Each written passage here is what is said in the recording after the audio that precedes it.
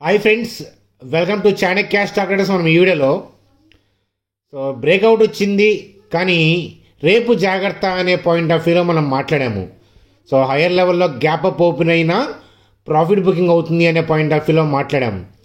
అయితే మరి ఈ వీడియోలో ఏం చూద్దాము అంటే, ఈ హయ్యర్ లెవెల్లో ఈరోజు వచ్చిన సెల్ ఆఫ్ స్టాక్ మార్కెట్ ఫాల్కి సిద్ధంగా ఉందా లేదా ఆ విషయాల గురించి ఈ వీడియోలో డిస్కస్ చేద్దాం. నిఫ్టీ బ్యాంక్ నిఫ్టీ గురించి, చార్ట్స్ గురించి డీప్ స్టడీ చేద్దాం. మాన్సూన్కి సంబంధించిన అప్డేట్ వచ్చింది. అది స్టాక్ మార్కెట్ని ఫర్దర్గా ఏ విధంగా ఎఫెక్ట్ చేస్తుంది, ఇంతకీ మాన్సూన్ అప్డేట్ ఏంటి, ఆ విషయాల గురించి చూద్దాం. టాటా మోటార్స్కి సంబంధించిన అప్డేటు, టాటా స్టీల్కి సంబంధించిన అప్డేట్ చూద్దాం. గోద్రేజ్ ప్రాపర్టీస్కి సంబంధించిన ఇంపార్టెంట్ న్యూస్ అప్డేట్ ఉంది. డెక్సాన్కి సంబంధించిన న్యూస్ అప్డేట్ ఉంది. ఇన్ఫోసిస్ యొక్క టార్గెట్ రైజ్ చేశారు. ఇత్యాది విషయాలు చూస్తూ నిఫ్టీ బ్యాంక్ నిఫ్టీ చార్ట్స్తో సింపుల్గా వీడియోని ఎండ్ చేద్దాం. చూడండి ఫ్రెండ్స్, వీడియోలోకి వెళ్ళే ముందు మన ఛానల్ వీడియోని లైక్ చేయడం అనేది మన జన్మ హక్కు, కాబట్టి వీడియోని లైక్ చేసి కంటిన్యూ చేద్దాం. అట్లాగే కొత్తగా వాచ్ చేస్తున్న వాళ్ళని నేను సబ్స్క్రైబ్ చేయమని నేను చెప్పను. ఒక 3-4 వీడియోస్ కనుక మీరు చూస్తే నచ్చి మీరు ఆటోమేటిక్గా సబ్స్క్రైబ్ చేసి బెల్ ఐకాన్ క్లిక్ చేస్తారు అని చెప్తాను. చూడండి ఫ్రెండ్స్, మనం నిఫ్టీ గురించి చూద్దాం. ముందుగా నిఫ్టీ గురించి మనం ఏమనుకున్నాము, ఆ విషయాల గురించి చూద్దాం. అయితే మనం అందరం ఎప్పటి నుంచో టెలిగ్రామ్ గ్రూప్లో అనుకుంటున్న టార్గెట్స్ అయితే కనుక వచ్చేసాయి. మనం ఎప్పటి నుంచో అనుకున్న టార్గెట్స్ ఏంటో మీ అందరికీ తెలుసు. ఏంటయ్యి, మనం బ్రాడ్ వ్యూ అప్ సైడ్కి మారింది అని ఇప్పుడు కాదు ఎప్పుడో మాట్లాడుకున్నాం. అంతేనా, 22,000 దగ్గర ఉంది మీకు మెసేజ్ ఇచ్చినప్పుడు. అంతకు ముందు రోజే మీకు షార్ట్స్ ఉంటే క్లోజ్ చేసుకోమని చెప్పాము కదా. అక్కడ నుంచి బ్రాడ్ వ్యూ అప్ సైడే ఉంది. ఓవరాల్గా నిఫ్టీ మనం చెప్పిన టార్గెట్కి అయితే వచ్చేసింది. 22,650 నిన్న మనం ఇచ్చిన టార్గెట్, అంటే ఇంతకు ముందు నుంచి మనం ప్రొజెక్ట్ చేసుకుంటా వచ్చిన టార్గెట్. అది నిన్నే మనకి 22,650ని టచ్ చేసింది. అయితే ఇది యూ బ్రేక్అవుట్ అనే పాయింట్ ఆఫ్ వ్యూలో రీటైల్ పీపుల్ ఏంటంటే they will try to buy today early moments కదా. అందుకనే నిన్ననే మనం జాగ్రత్తగా ఏంటంటే సూచించాము. ఏమని అనంటే రేపు ఎట్టి పరిస్థితుల్లో బై మోడ్లోకి వెళ్ళొద్దు ఎర్లీ మార్నింగ్ అనే పాయింట్ ఆఫ్ వ్యూలో చెప్పాను. సెల్ జరుగుతుందని కాదు, అది ప్రాఫిట్ బుకింగ్. ఎందుకనంటే కంటిన్యూగా హ్యూజ్ నెంబర్ ఆఫ్ లాట్స్ కంటిన్యూగా బై చేసుకుంటూ వచ్చారు. ఈ బ్రేక్అవుట్ తెప్పించారు. బ్రేక్అవుట్ తెప్పిస్తేనే వాళ్ళు ప్రాఫిట్ బుక్ చేయాలి అని అంటే సెల్ ఆర్డర్స్ రిలీజ్ చేయాలి కదా. వాళ్ళు సెల్ ఆర్డర్స్ రిలీజ్ చేస్తే ఇన్స్టిట్యూషనల్ ప్లేయర్స్ మరి బై ఆర్డర్స్ రావాలి కదా. బై ఆర్డర్స్ ఉంటేనే కదా వాళ్ళ ఆర్డర్లు ఎగ్జిక్యూట్ అయ్యేది. బై ఆర్డర్లు రావాలి అని అంటే బ్రేక్అవుట్లు వచ్చిన తర్వాతే వాళ్ళకి ఈజీగా వీళ్ళు సెల్ చేస్తే ఆర్డర్లు ఫిల్ అవుతాయి.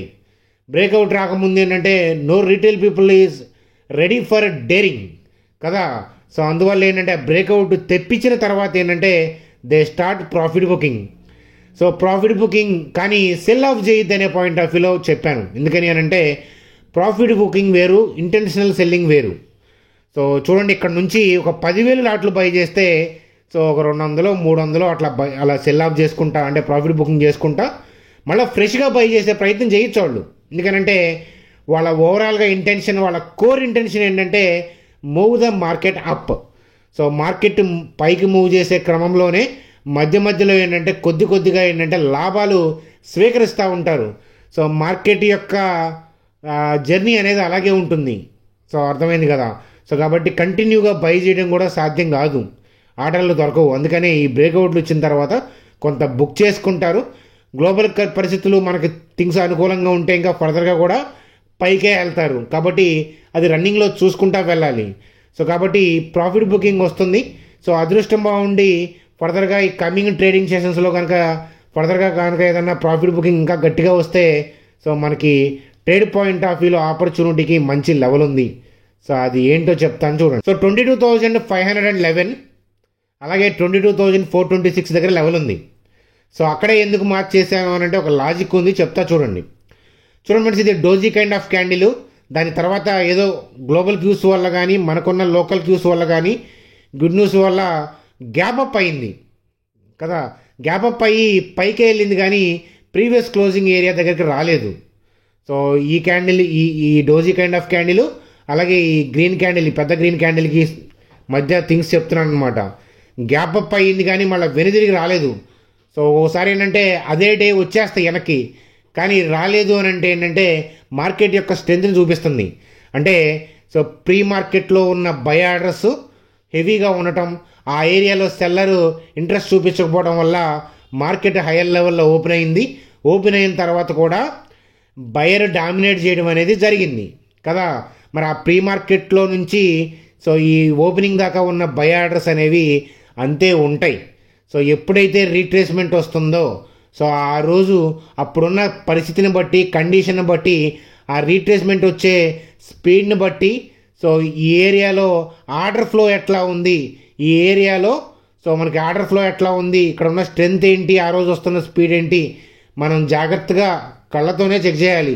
మనకేం అక్కడ క్యాలిక్యులేషన్స్ ఏం అవసరం లేదు. సో ఈ రీట్రేస్మెంట్ వచ్చినప్పుడు జాగ్రత్తగా చూసుకొని 22,511 22,426 దగ్గర ఎక్కడ బై చేయాలనేది చూసుకొని మనం బై పాయింట్ ఆఫ్ వ్యూలో ఆలోచించవచ్చు. మార్కెట్ యొక్క బ్రాడ్ వ్యూ పైకే ఉంది కాబట్టి సెల్ చేయొద్దు. సో మార్కెట్ పడుతుందేమో, సో పండిండి, రీట్రేస్మెంట్స్ వస్తుంటాయి కదా.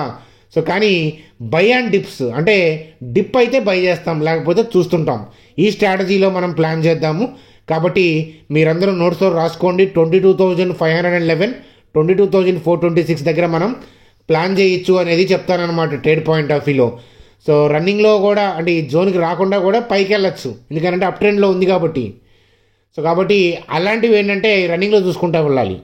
సో ఇదేంటంటే స్టాటిక్గా మనం అందరం డిస్కస్ చేసుకోవడానికి ఉన్న టెక్నికల్ లెవెల్ ఇది. సో కాబట్టి చూద్దాం ఏం జరుగుతుందో, ఇక్కడ నుంచే పైకి వెళ్తుందా లేకపోతే రీట్రేస్మెంట్ వచ్చి పైకి వెళ్తుందా లేదా చూద్దాం. ఏదైనా కానీ సో అది మనం రన్నింగ్లో డెసిషన్ తీసుకోవాలని చెప్తాను. బ్రాడ్ వ్యూ ఏంటి, స్టిల్ అప్ సైడ్ ఉంది, some kind of profit booking, అంతేగాని హైయర్ లెవెల్లో వచ్చిన సెల్ ఆఫ్ పతనానికైతే కారణం కాదు అని చెప్తాను. సో రేపు పడచ్చేమో, so that is different thing, అది కూడా ప్రాఫిట్ బుకింగే అవ్వచ్చు.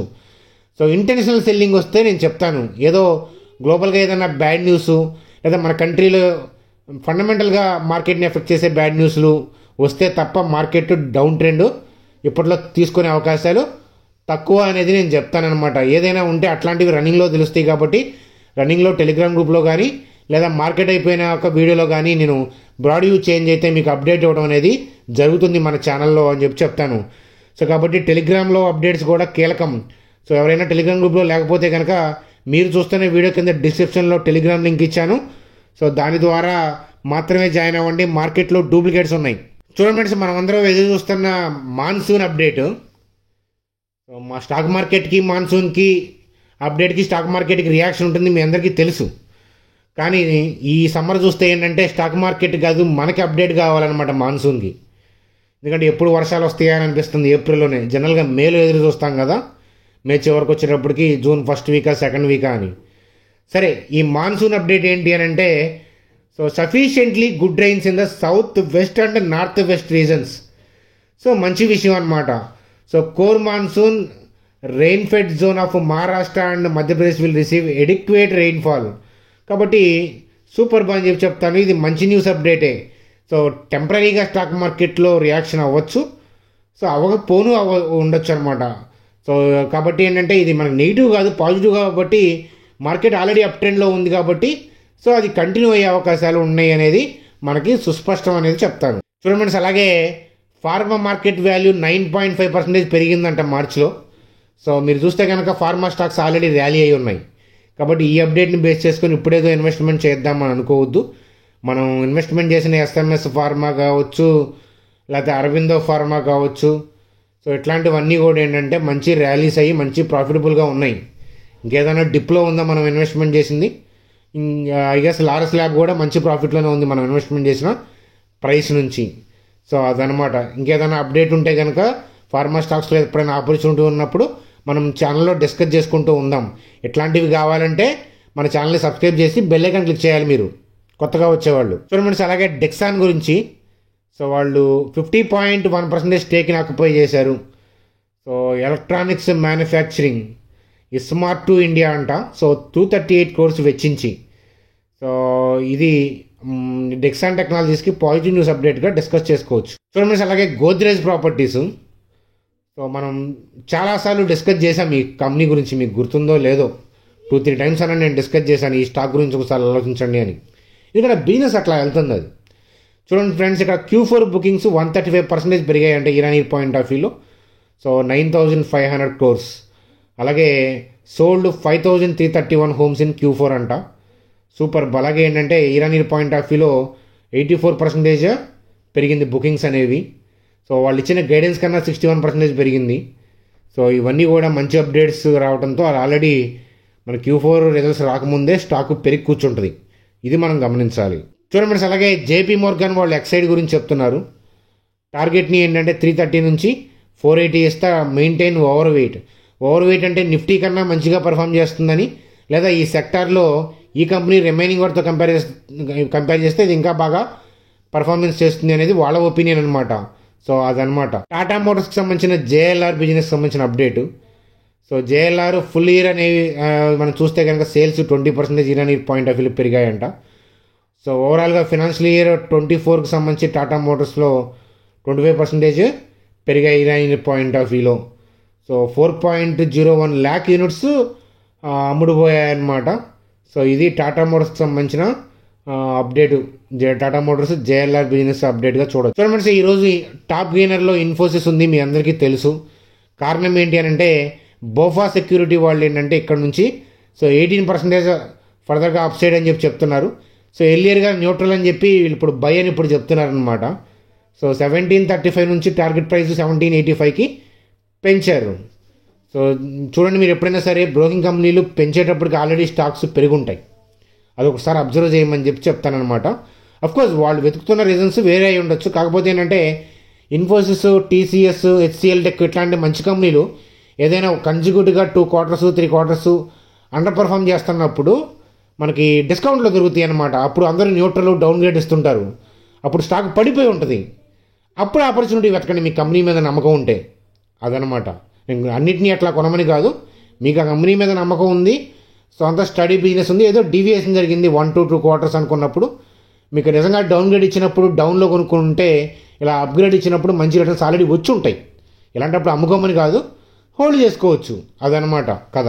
చూడండి సార్, రిమైనింగ్ అప్డేట్స్ చూసే ముందు సో ఇక్కడ చూడండి, జెరోదా ఏంజల్ లింక్స్ ఇచ్చాను కదా, మన డీమ్యాట్ గ్రూప్లోకి రావాలి అని అంటే సో జెరోదా అయినా పర్లేదు, ఏంజల్ అయినా పర్లేదు. సే ఫర్ ఎగ్జాంపుల్ నేను జెరోదా క్లిక్ చేస్తాను. సో ఇండియాలో మోస్ట్ యాక్టివ్ క్లయింట్స్ ఎక్కడ అంటే జెరోదాలో ఉంటారు. యాప్ అంత బాగుంటుంది. సో ఏంజల్ అయినా బ్రాండెడే, జెరోదా అయినా పర్లేదు, ఏంజల్ అయినా పర్లేదు. మన లింక్స్ ద్వారా అకౌంట్ ఓపెన్ చేసి మీరు క్రియేట్ చేసిన ఐడిని మా టీం నెంబర్కి వాట్సాప్ చేయండి. కొద్ది క్యాపిటల్ అయినా పర్లేదు, మీ క్యాపిటల్తో వస్తే లైఫ్ టైం ఇన్వెస్ట్మెంట్ వ్యూస్ మీరు ఫ్రీగా చూస్తారు అని చెప్పి చెప్తాను. చూడండి సార్, బ్యాంక్ నిఫ్టీ గురించి చూసే ముందు సో ఈరోజు టాటా స్టీలు అలాగే ఇతర మెటల్ స్టాక్స్లో ఏంటంటే మంచి ర్యాలీ వచ్చాయి. హైయర్ లెవెల్లో ప్రాఫిట్ బుకింగ్ వల్ల అలా డిప్ కనిపిస్తుంది. సో కానీ ఓవరాల్గా ఏంటంటే నిన్నటి క్లోజింగ్తో కంపేర్ చేస్తే ర్యాలీ వచ్చాయి. ఇంట్రాడేలు అయితే మంచి గెయిన్లో ఉన్నాయి. సో మెటల్ సెక్టర్ కూడా ఏంటంటే ఇవాళ మంచి బజ్లో ఉంది అనేది చెప్పచ్చు అనమాట. ఐటీ బాగుంది, మెటల్స్ బాగున్నాయి. ఎఫ్ఎంసీజీను అలాగే ఆటో సెక్టర్ డౌన్లో ఉన్నట్టున్నాయి కదా. సరే, ఒక సెక్టర్ ఒక్కొక్క రోజు ర్యాలీ అవుతాయి, ఒక రోజు డౌన్ అవుతూ ఉంటే అవన్నీ మనం పెద్దగా నెతికెక్కించుకోవాల్సిన అవసరం అయితే లేదు. అలాగే షుగర్ స్టాక్స్కి సంబంధించిన positive news update. So government so much more ethanol blending point of వ్యూలో ప్లాన్ చేస్తుంది సో అనేది ఒక న్యూస్ అప్డేట్తో షుగర్ స్టాక్స్ కూడా ఇవాళ ర్యాలీ వచ్చినట్లు ఉన్నాయి. ఒకసారి మీరు అబ్జర్వ్ చేయగలరు. చూడండి sir, bank Nifty point of వ్యూలో సో మనం చెప్పిన టార్గెట్ 48,304 దాటి కూడా క్లోజ్ అయింది. సో ఇక్కడ ప్రాఫిట్ బుకింగ్ అవుతుంది. ఇది సెల్ ఆఫ్ కాదు, అట్లా అని ఫ్రెష్ బయింగ్ కాదు. ఒక అర్థమవుతుందా? ప్రాఫిట్ బుకింగ్ చేసుకుంటా లోయర్ లెవెల్లో బై చేసుకుంటారు కొద్ది క్వాంటిటీతో. సో కాబట్టి ఇప్పటికీ స్టిల్ ఏంటంటే పైకి వెళ్ళే ఇంటెన్షనే ఉంది, కానీ ఎప్పుడైనా తిరగబడచ్చు. కాబట్టి మనం టెలిగ్రామ్ గ్రూప్లో ఇచ్చే అప్డేట్కి జాగ్రత్తగా వాచ్ చేయండి. నేను అవైలబిలిటీ ఉండే అవకాశాలు ఉన్నాయి రేపటి నుంచి. కాబట్టి సో నేను ఉంటే అవైలబిలిటీ ఉంటే మీకు టెలిగ్రామ్ గ్రూప్లో ఇంట్రాడే పాయింట్ ఆఫ్ వ్యూలో కూడా అప్డేట్ ఇస్తాను. కానీ ఇంట్రాడే పాయింట్ ఆఫ్ వ్యూలో మనం తలదొరుచకుండా ఉండటమే మంచిది. ఇట్లాంటి మార్కెట్ కండిషన్లో హైయర్ లెవెల్లో ఉన్నప్పుడు ఏంటంటే ఒక అడుగు ఇటు ఒక అడుగు కిందకి, ఓపెనింగ్ మురిపించిద్ది, మళ్ళీ కిందకేసిద్ది. మనం కింద పడిపోతుందని సెల్ ఆఫ్ చేసామంటే మళ్ళీ పైకి లేస్తుంది. పైకి లేచింది కదా మురిసిపోయామంటే అది నడుము ఎరగొట్టిద్ది. అంటే డోజీ కైండ్ ఆఫ్ క్యాండిల్స్ ఎక్కువ పడే అవకాశాలు ఉంటాయి మార్కెట్ హైయర్ లెవెల్లో ఉన్నప్పుడు. ఎందుకంటే కింద బై చేసుకుంటూ వచ్చారు కదా, వాటిని కొద్దిగా సెల్ చేసుకొని వచ్చిన లాభంతో మళ్ళీ లోయర్ లెవెల్లో బై చేస్తారు. అది అర్థమవుతుందా? ఇక్కడ నుంచి సపోజ్ ఒక 10,000 లాట్స్ బై చేశారనుకోండి, కొద్ది సెల్ ఆఫ్ చేసుకుంటా మళ్ళీ మార్కెట్ని కింద పండేది. ఎందుకంటే ఇవంతా నష్టపోతారు కదా, అందుకని సో కొద్దిగా సెల్ ఆఫ్ చేసుకుంటా లోయర్ లెవెల్లో బై చేస్తారు. ఆ కైండ్ ఆఫ్ మార్కెట్ మూవ్మెంట్ అనేది జరుగుతుంది. ఓవరాల్గా ట్రెండ్ అనేది still up side in bank Nifty అని చెప్తాను, నిఫ్టీలో కూడా. సో అది ఫ్రెండ్స్ మనకి ఈరోజు వీడియో. మార్కెట్ గురించి మీరేమనుకుంటున్నారో మీ ఒపీనియన్ కామెంట్ సెక్షన్లో తెలియజేయండి. అలాగే మీకు ఏదైనా మంచి క్వాలిటీ స్టాక్స్, నిఫ్టీ 50 స్టాక్స్ అట్లాంటి వాటిలో ఏదైనా క్వెరీస్ ఉంటే, ఏదైనా ఇతరత్ర ఫేమస్ కంపెనీ పాయింట్ ఆఫ్ వ్యూలో మీకు ఏదైనా బిజినెస్ అప్డేట్లో కానీ అట్లాంటి వాటిలో ఏదైనా మీకు ఏదైనా డౌట్స్ ఉంటే కామెంట్ సెక్షన్లో అడగచ్చు. సో నేను రివ్యూ చేసి అక్కడే ఆన్సర్ ఇచ్చే ప్రయత్నం, బాగా ఇంపార్టెన్స్ ఉంటే కనుక రేపటి వీడియోలో డిస్కస్ చేసే ప్రయత్నం అనేది చేస్తాను. అన్నిటికీ కాకపోవచ్చు కానీ మ్యాక్స్ కామెంట్స్కి రిప్లై ఇచ్చే ప్రయత్నం అనేది జరుగుతుంది ఈరోజు. సో అది ఫ్రెండ్స్ మనకి ఈరోజు వీడియోని లైక్ చేయడం మర్చిపోవద్దు. Bye friends, good day.